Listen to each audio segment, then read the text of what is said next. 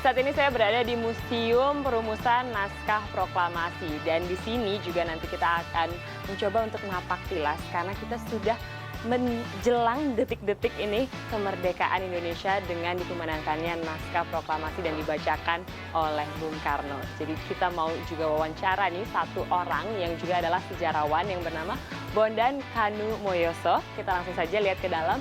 Sekalian kita bisa jalan-jalan sambil mempelajari sejarah Indonesia.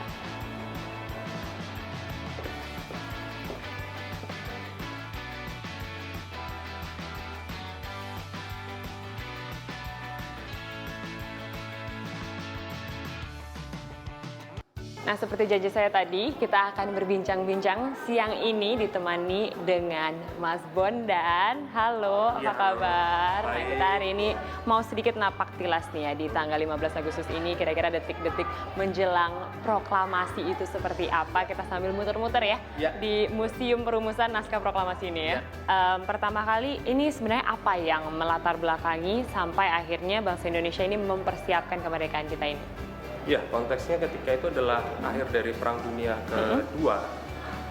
Jadi Jepang ketika itu sebetulnya sudah mengetahui bahwa dia sebagai kekuatan yang ketika itu menyebarkan kekuasaannya ke seluruh Asia, sebetulnya sudah mulai mengalami kekalahan dalam Perang Pasifik.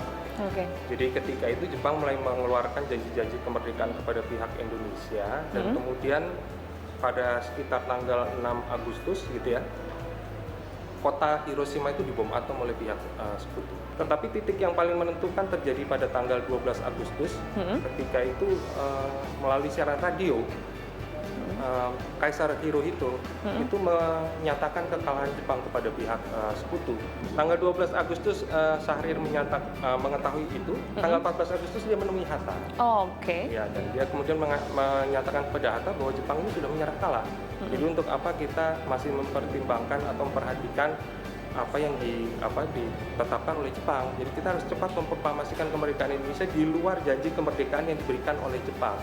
Jadi Indonesia atau bangsa Indonesia ketika itu diharapkan oleh Syahrir mengambil inisiatif ya untuk memproklamasikan kemerdekaannya di luar janji-janji yang diberikan oleh Jepang. Itu kemudian mereka menemui Soekarno di rumah Soekarno yang tidak terlalu jauh dari sini di jalan Pegangsaan Timur nomor 56. Dan di sana kemudian Soekarno membenarkan apa yang dikatakan oleh Hatta bahwa ketika itu lebih baik Indonesia merdeka di dalam kerangka janji yang ditetapkan oleh Jepang saat itu ya. Karena itu Jepang ketika itu sebetulnya kekuatan militernya masih utuh di Indonesia.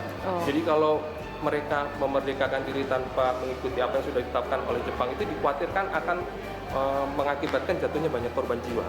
Jadi para pemimpin Indonesia ketika itu Soekarno dan Hatta, mereka lebih mempertimbangkan masalah keselamatan ya, selain untuk secepatnya memerdekakan bangsa Indonesia. Dan karena pertimbangan-pertimbangan itu kemudian tidak ada kesepakatan ini. Dan ini yang menimbulkan satu perbedaan ya antara Syahrir yang ketika itu membawa aspirasi dari kelompok para pemuda dengan Soekarno dan Hatta. Bagaimana cara Indonesia untuk merdeka? Itu situasi di tanggal 15 Agustus. Oke, kita coba lihat lagi setelah ini ke beberapa tempat di sini ya. Kalau ini naskah proklamasi yang ditulis oleh Bung Karno nih ya. Ini sebenarnya perumusan. Di belakang sini ada cerita menarik nggak sih? Iya, sebetulnya perumusan ini terjadi pada tanggal 16 Agustus sore dan dilakukan di ruangan ini. Di ruangan ini ya, di mana ada perundingan ini ya. Di dalam ini ya, adegan yang tersaji di sini. Tapi sebetulnya ketika itu mungkin yang merumuskan lebih daripada 3 orang ya. Dan yang menarik ketika itu Soekarno itu menyatakan apakah ada yang membawa naskah pembukaan UUD 45 rancangan ketika belum jadi UUD 45 tapi masih rancangan Undang-Undang Dasar 45 draft kasar ya. Dan Ahmad Subarjo, tokoh yang duduk di hadapan Soekarno dan Hatta ini, dia mengatakan bahwa dia masih ingat meskipun tidak secara tepat mengingat kata-kata pembukaan dari Undang-Undang Dasar yang ketika itu draftnya sudah disusun pada bulan Juli. Nah kemudian kata-kata itulah yang dijadikan teks awal dari proklamasi kemerdekaan. Kami bangsa Indonesia dengan ini menyatakan kemerdekaan Indonesia. Nah tapi kemudian setelah tulisan itu ditulis, Hatta mengusulkan bahwa pernyataan semacam itu harus disertai juga dengan satu pernyataan secara jelas ya bahwa ada proses pemindahan kekuasaan gitu. Dan itu yang kemudian menyebabkan munculnya kalimat yang kedua, hal-hal yang mengenai pemindahan kekuasaan dan lain-lain diselenggarakan dengan cara seksama dan dalam tempo yang sesingkat-singkatnya.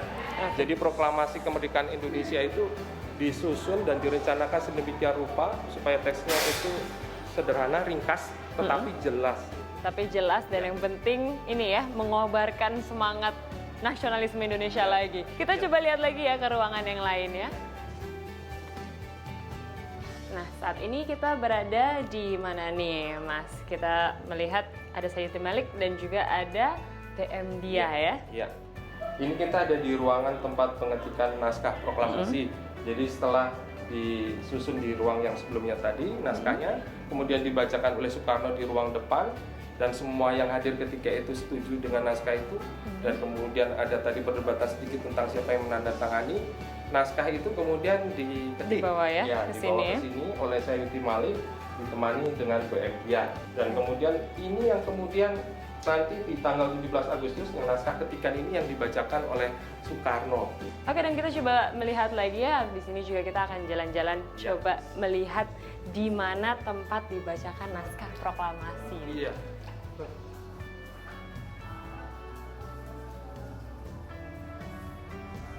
Jadi Mas, sebenarnya apa sih yang terjadi di Tugu Proklamasi ini? Ini sebenarnya dulunya adalah rumah dari Bung Karno ya? Iya betul, jadi ini sebetulnya nama jalan ini adalah Pegangsaan Timur, dan rumah ini adalah nomor 56. Jadi rumah ini punya keunikan karena memiliki halaman yang sangat luas.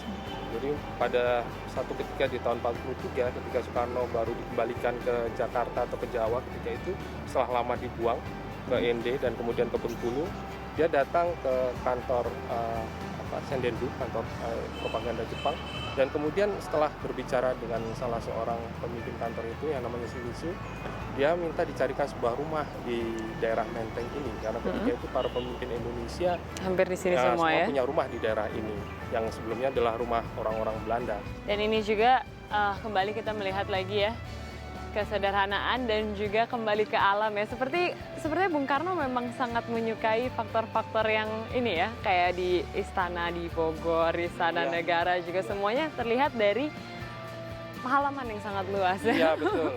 Jadi memang ketika itu halaman rumah ini bisa menampung ribuan orang yang ketika itu tidak jadi berkumpul di Ikada dan kemudian dipasang kertas-kertas pengumuman di pohon-pohon di sekitar lapangan Ikada yang sudah dijaga tentara Jepang ketika itu, yang membuat masyarakat kemudian menuju ke sini ke Pegangsaan Timur ini.